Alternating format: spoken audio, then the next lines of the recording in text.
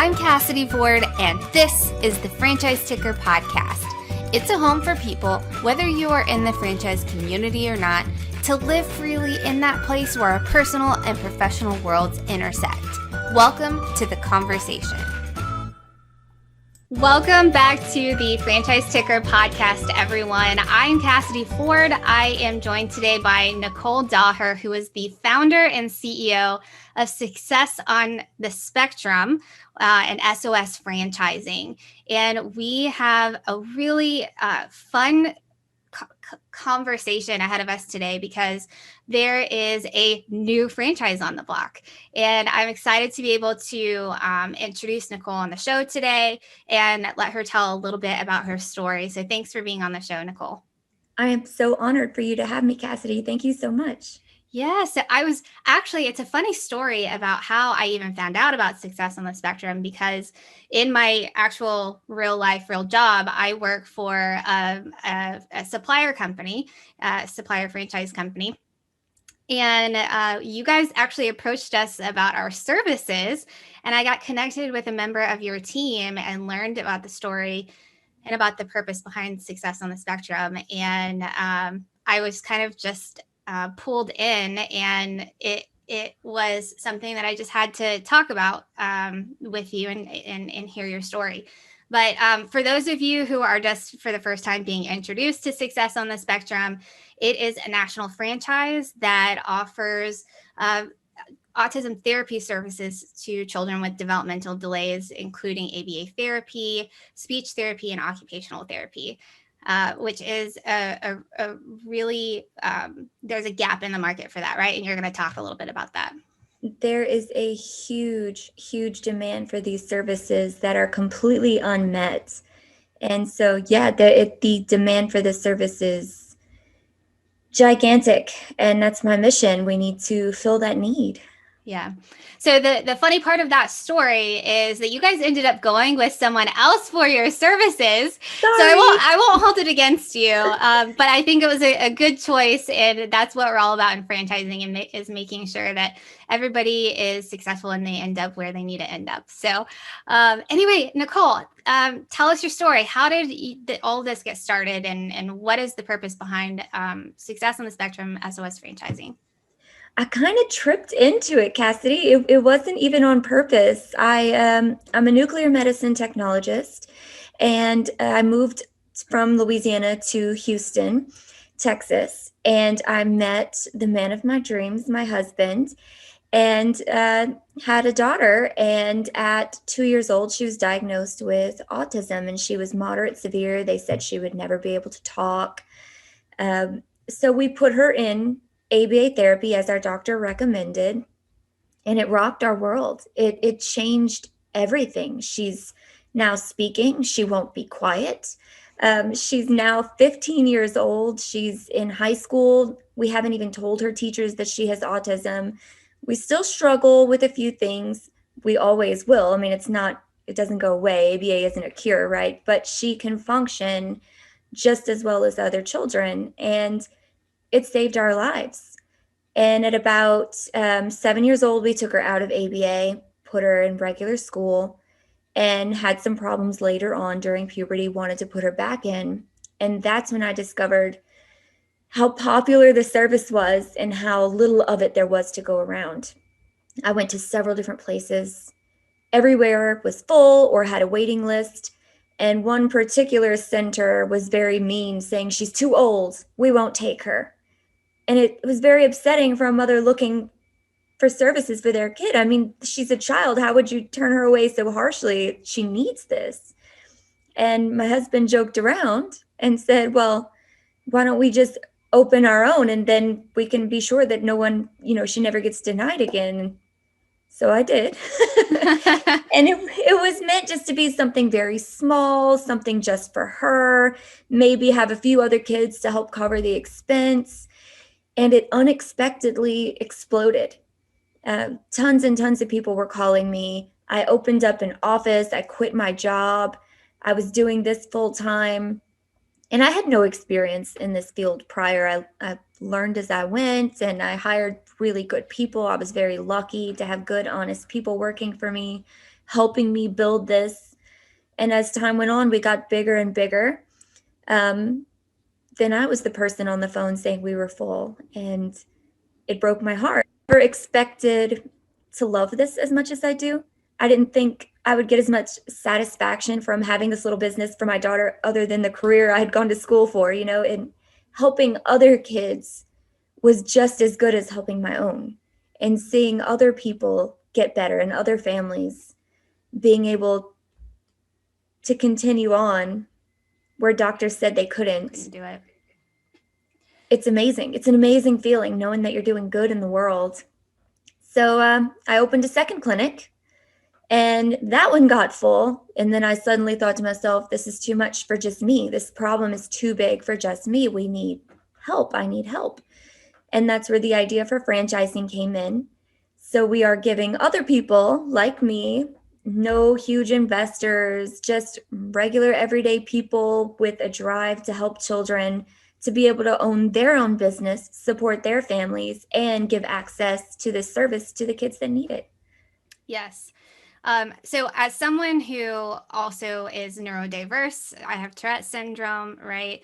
I know probably a little bit more about autism than the average person.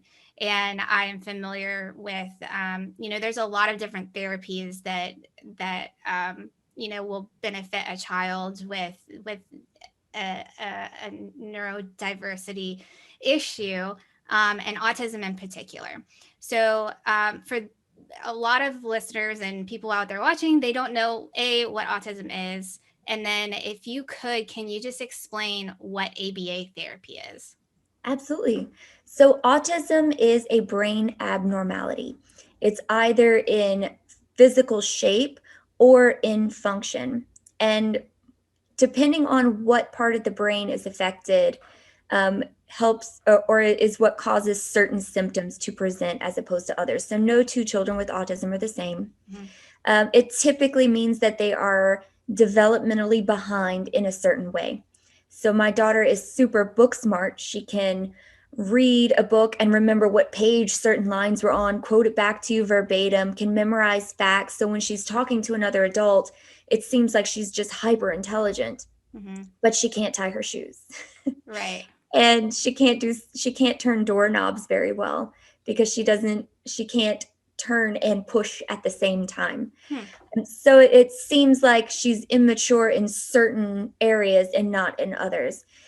Some children are very severe where they can't talk. Some children are physically 10 years old but mentally 5 years old. Every child is going to be different.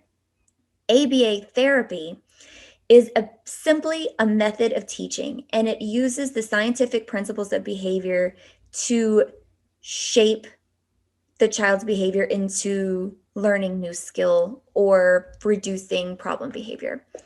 So if you would think about a child in a typical school system who has ADHD, they give them certain accommodations in order to succeed and take a test. Mm-hmm. ABA is just that. It is a very individualized method of teaching because some children are visual, some children learn with audio, and some need to be very hands-on.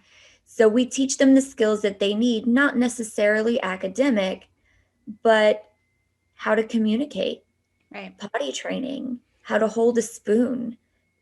They get very overwhelmed by certain sensory inputs.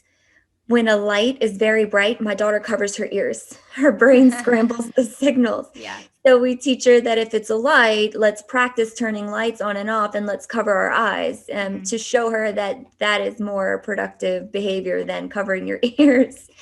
So ABA is simply just, it's not school, but it is kids learning the things that they need to learn in order to blend in or at least fit in with modern society. Right. So there is something that you and I kind of talked about that sets success on the spectrum apart. And so I wanted to just backtrack for a little bit so that people would have a better understanding, one, of what autism is and what difficulties it can present to kids. So as a basis for this kind of conversation, but ABA therapy in itself can be kind of regimented, right? So you have a really unique approach, which I think really speaks to why it took off so quickly, right? You have a play-based approach. Yes. So ABA can be done in 100 different Right. ways. And some ABA places are very regimented. Like you say, they make a child sit in a desk and do flashcards all day long, which reflects what our typical American school system would do. A child is forced to sit in a desk, look at the teacher. But these children don't learn that way. And as a mother, I know that children learn more when they're having fun. And we're expecting them to generalize these skills into the world. For example, when teaching a child communication, a child with autism may think that every single item in the room has a different name. So we had one client who we would show at the desk, we would have a flashcard and we would show them a picture of a truck. What is this? And we taught her that this picture is a truck. And then we would take out a toy truck and we would start playing with it. And then we would say, "What is this?" And she didn't know what it was called. Like, "This is also a truck." And then we would take her outside into the parking lot and see a vehicle and sit inside and blow the horn. And we would say, "What is this?" And she didn't know. This is also a truck. So now her language is generalized. Not every little thing has its own little name. I wouldn't even try to learn language if I thought that. It's too difficult. But being able to generalize that knowledge by doing hands-on fun things helped her learn that trucks are cool and trucks are this and trucks are that. And so in our ABA model, we turn everything into a game. There's very little, there is some desk time. You need that because you need to learn how to cooperate in school. Right. But we generalize everything that we learn into some sort of game, into some sort of play, something to touch, something to hear, something to see, so that they can generalize that knowledge outside of a desk. Right.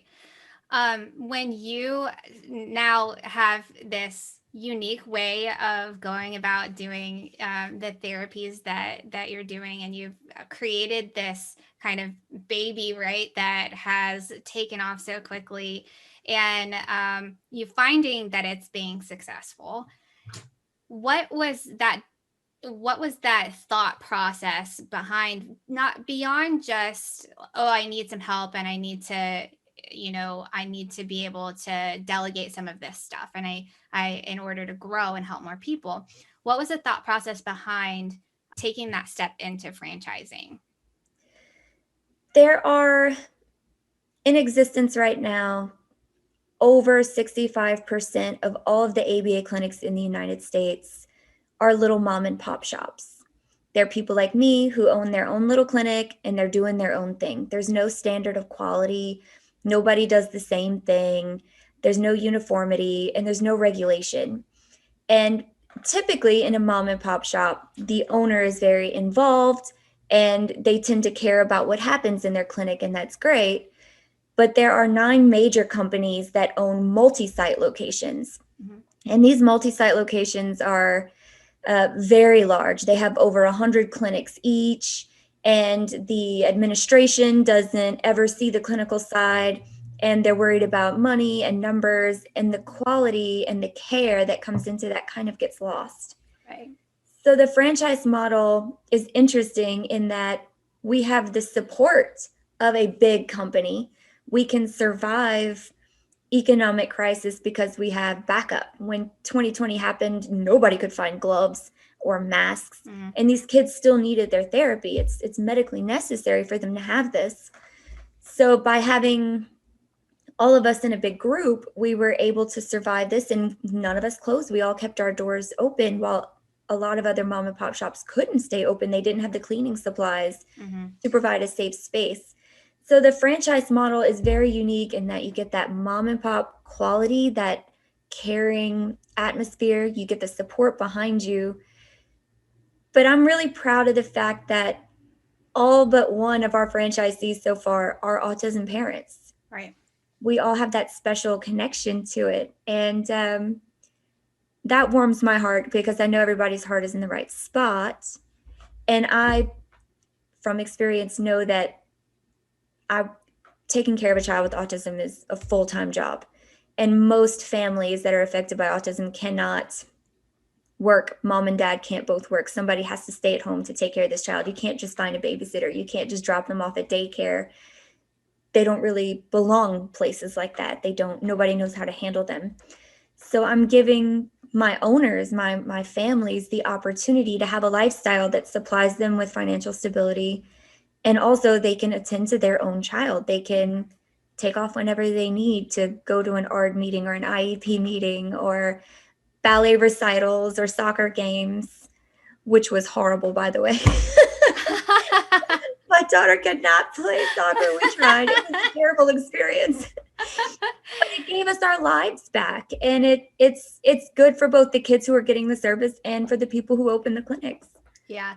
For the record, my niece playing soccer, she's great at it, but her preference is to do cartwheels out in the opposite That's end of the exactly field what happened. and pick flowers. And I think she takes after me because when I started playing softball when I was a kid, I would get so distracted, and I have ADHD, which, I would sit there and I would make daisy chains out in the outfield. And I eventually learned, the game is great, but it took a while.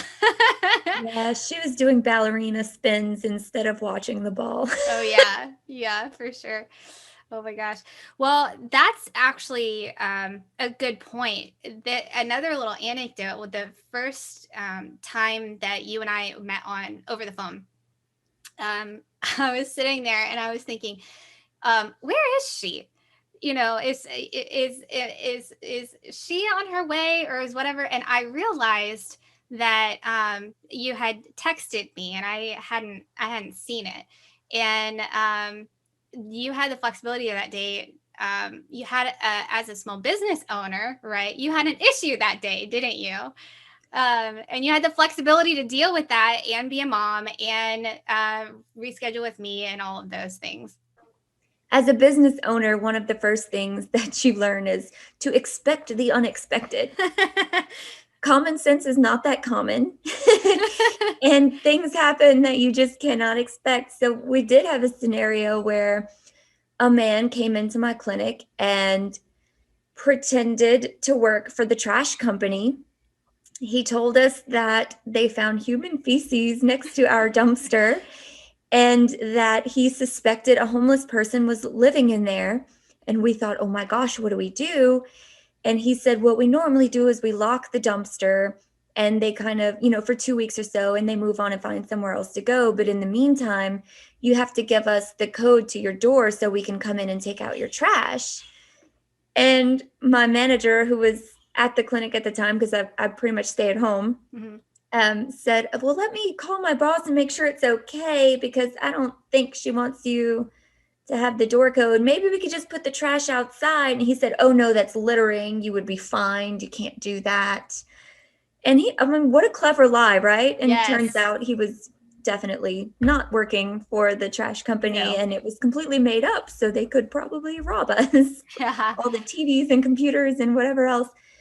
So it's an exciting thing to be a business owner, the things you Yes. come across. Yes. And it was, first of all, we're doing a PSA. So if you ever have someone, now we have a new scam on our hands, be forewarned. This is our PSA to let you know about it. But I'm definitely not that creative to come up with something like that. It's really creative. Yeah. But those are like the highs and lows of being a small business owner. So franchising that out, you're talking about these mom and pop clinics you have that, or these mom and pop owners. It's not even, you have the operations manuals in place, you have all of the systems, so like you stay at home and you can help manage the business from home, and that's kind of the beauty of being able to be a franchise owner, right? It's really great. I mean, if you think about a simplified scenario, because most people are not familiar with ABA, but it is a medical service. You know that doctors make good money, but they work grueling hours. So if your family wanted to have that type of career and have that type of stability, you can own the medical practice, but not be the medical practitioner Mm-hmm. yourself. So the things that I do are interviewing people, hiring people, giving performance reviews, firing them if I need to, and payroll. But my behavior analysts are the ones that are fully equipped and trained to help the children, and they train the technicians underneath them. And it's a pretty smooth operation. And people always ask me, do I need to have experience? Do I need to be an analyst to have this type of business? And the answer is no. We Mm-hmm. train people assuming they know nothing, just like I knew nothing coming in. And your behavior analyst can't also be the owner. It's very hard to do both jobs of managing the clinic and taking care of the kids. It's too much. Mm-hmm.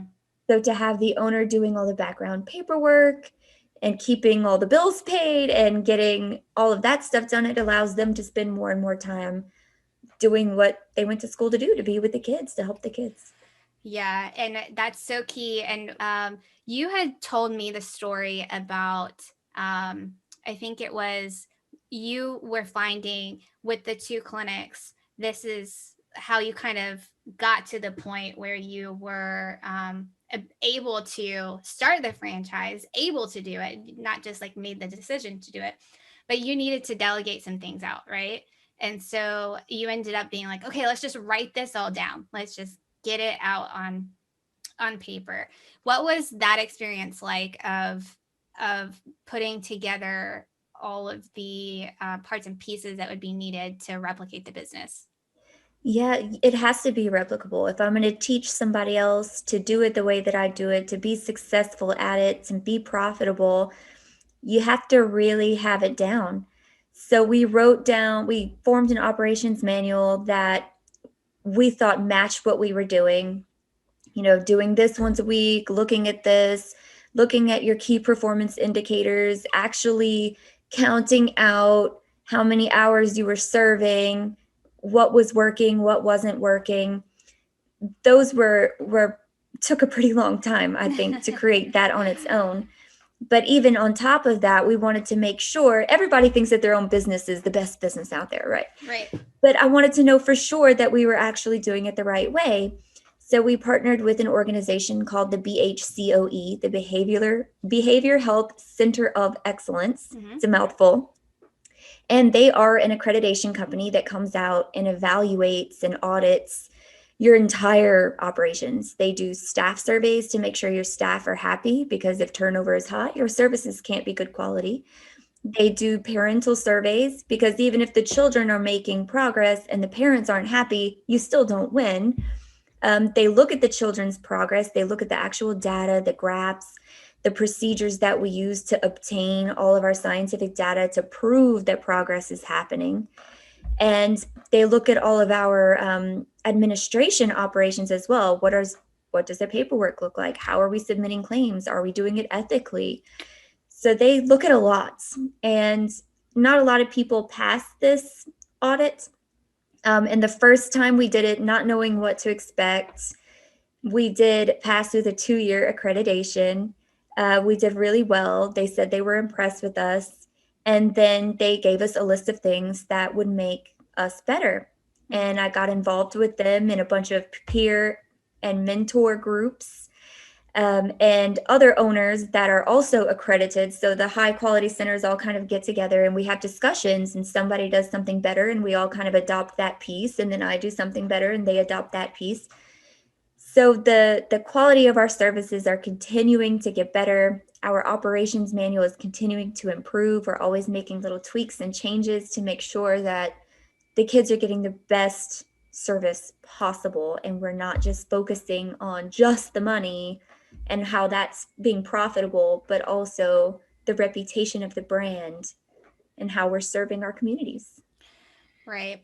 And something that you said just now, the having the peer and the mentor groups and being able to bounce ideas back and forth off of each other, that is such a huge part of franchising in Yes. general, of being able to share best practices and that sort of thing. So how did you find your entry into the franchise world? Did you I know you're a member of the IFA, Mhm. um, and you've probably met a bunch of people through events and things like that. But how did you find that experience kind of being a newcomer into the world of franchising? I had a little bit of imposter syndrome. Like, am I really doing this? Am I a grown up now? Where am I?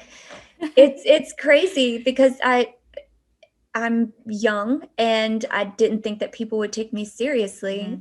I started Success on the Spectrum when I was 28. And so a lot of the moms that were coming in to get services from me were older than me and dubious about my capabilities as a business owner.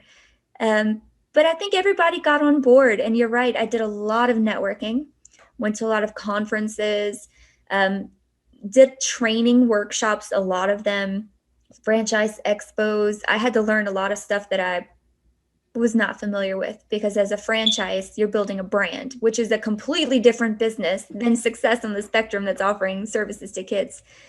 And I know more about marketing than I probably ever thought I would. And I know more about the training process and how to support other people who may not have the knowledge that I now have and how to pass that on. It was an interesting journey and still new. You Yes. know, most franchise, McDonald's has a bajillion locations and we just have 13 so far, but we learn every day and we learn from each other, and all the franchisees come together as a team. We all work together, and if one person finds that something is working really well, we all share that knowledge and we have our own little community that we help each other out. When you so you have 13 locations. I'll have a question about that here in a minute. But when you talk about coming together as like your own little community, what are some of the lessons that you have learned being a startup franchise in the last, since you opened or your first franchise location, let's say, um, and how has that kind of played out with the franchisees? So a lot of it is selecting the right people. Somebody's heart can be in a very good place, but as a CEO, you're not with the children, you're with your employees. And it was in the beginning, we had lessons about how to do payroll and how to do performance reviews. And now we've kind of switched to a model where how do you empower your staff to do their job the best?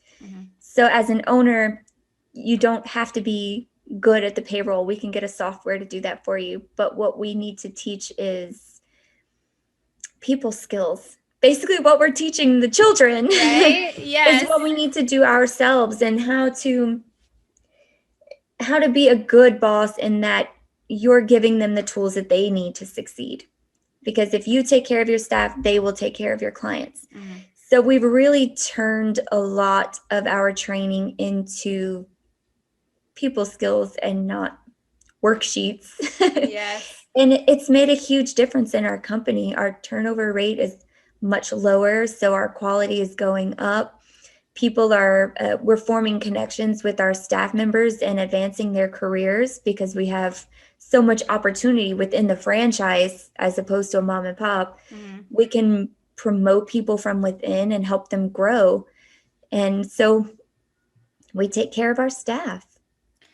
When it comes to the selection of a franchisee, that's difficult, and you have to really understand who is going to be a right fit for your company for any franchise brand, but especially with something that I feel like there's probably a much higher emotional component to the people that, if they're autism parents, and like, how do you tell someone that is so passionate about something and it means something so personal to them that you don't think that they're a right fit to be a franchisee? It's not easy.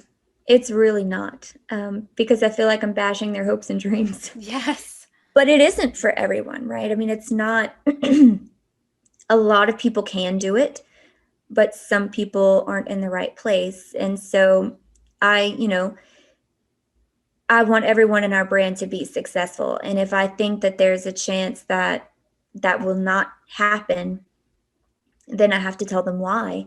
And it's not for just my own good, it's for their own good as well. And I'll say, this is what I think, and this is what we need to have before you can be allowed to join our brand. And we're not a good fit. But we also work with a lot of partners through the IFAH and through VetFran, and we have a lot of broker friends in the franchising business that maybe we can guide them into an area where they will be better. So if there's someone who doesn't fit with our brand, Mhm. we help them find a brand where they do fit. That's really unique, I think. I am on the supplier side now, but I spent most of my career in franchise sales and operations. So I was someone who was probably more quick to say no than a lot of other people because I, one, knew what a nightmare it would be to deal with them on the back end because I had been on the other side of things on the operations side. But two, like, it's very rare. And I tried to do the same thing of like, okay, so if our concept is not the right thing for you, like, maybe I have some connections in the industry of some places that I think you might be a better fit. And that is pretty uncommon, I think. I don't think all franchise brands would do that. I don't know if they care enough to have the time, but because you don't make any profit off of sending them somewhere else, right? Right. But it's important to us. It's quality of life for the owner just as much as it is for the children you're helping. And you're right. It's important to be able to tell people no, so that the reputation of the brand stays solid and that everyone is successful. And I wouldn't want anyone to open a franchise and fail at it. That's the worst. It's Hmm. not just bad for me, it's detrimental to their family. And we don't want that to happen. And so if we can prevent that and find them something better, that is where our heart is. Right. So obviously you don't ever want a franchise to fail, but the goal is to grow. What are your goals right now? So you have 13 locations, and what's the vision? Where do you see this going? Well, we started off so small, and honestly, the franchise formed at the end of 2019. Mm-hmm. And 2020, there was like zero movement with any industry, I think, unless you were selling hand sanitizer or something.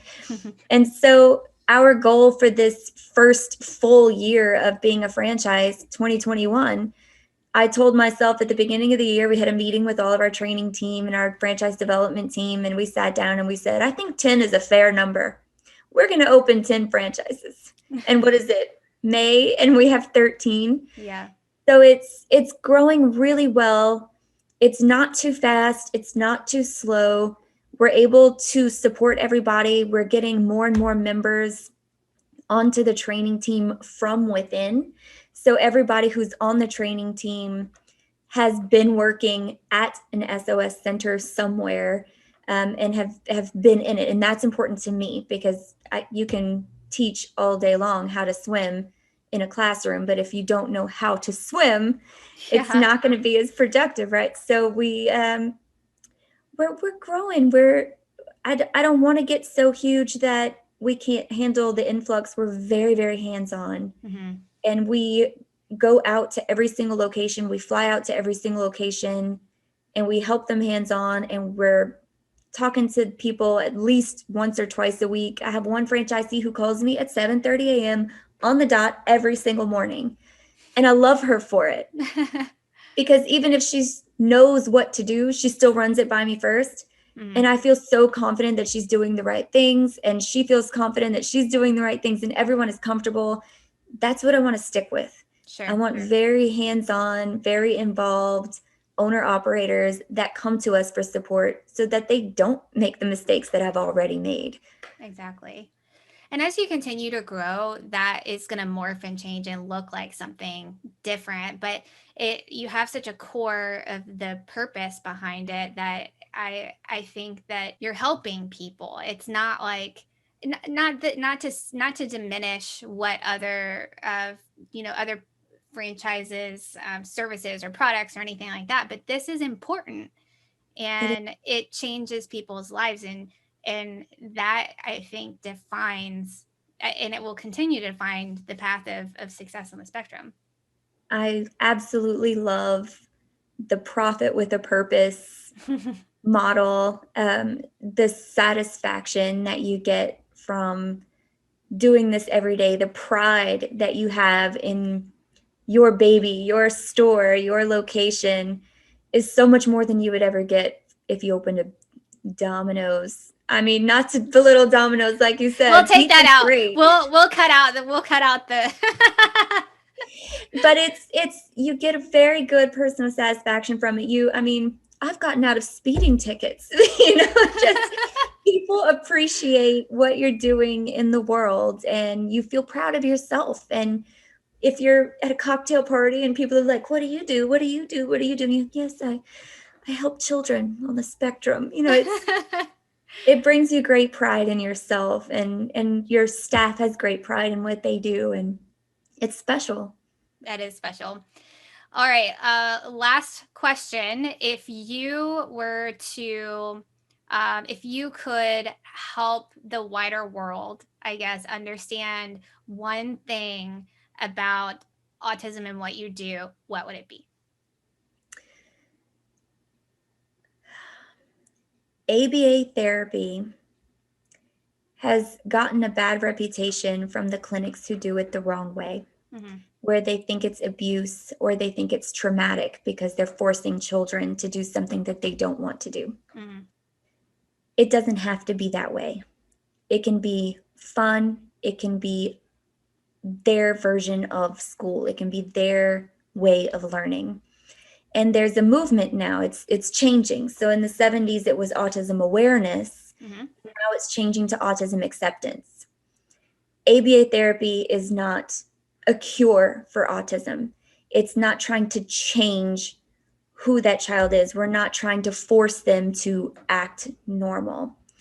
We're trying to get them to a place where they have the knowledge to communicate what they need so they can have a job one day. It doesn't matter if it's a rocket scientist or a grocery bagger. If they have the skills to accept instruction from their boss, enough skills to balance a checkbook and pay their bills, my goal as an owner, as a founder, and as a mother is for these children to one day be able to take care of themselves when mom is not there anymore. Yes. And that's why we did this. That's why I did this. And that's the purpose of all of this. These kids should not be in assisted living their whole lives because nobody taught them how to turn on a stove. We can do that. We can teach them that. And every kid may not learn how to speak, but every kid can learn how to feed themselves and take baths and brush their teeth and take care of themselves so that somebody else doesn't have to do that. That is my goal. I want them to be able not to fit into society, but to survive. That's all we want. Survive and to thrive, right? To thrive, to be proud of themselves, self-worth. Our 3 goals listed on our website are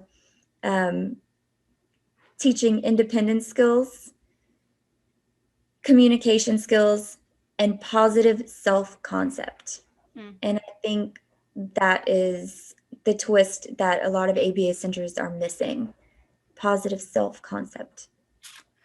I think that it is a lesson that I have had to learn as someone with Tourette syndrome, right?